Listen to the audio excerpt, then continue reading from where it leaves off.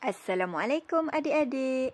Jom nyanyi lagu Sirah 7 Anak Nabi Muhammad.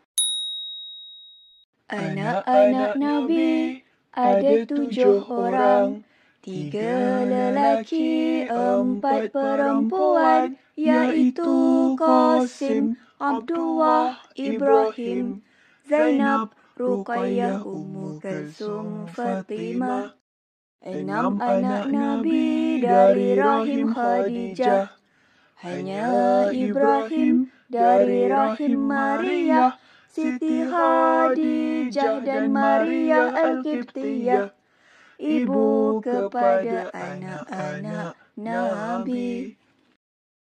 Anak-anak Nabi ada 7 orang, 3 lelaki, 4 perempuan, iaitu Qasim, Abdullah, Ibrahim, Zainab, Ruqayyah, Ummu Kalsum, Fatimah. 6 anak Nabi dari rahim Khadijah.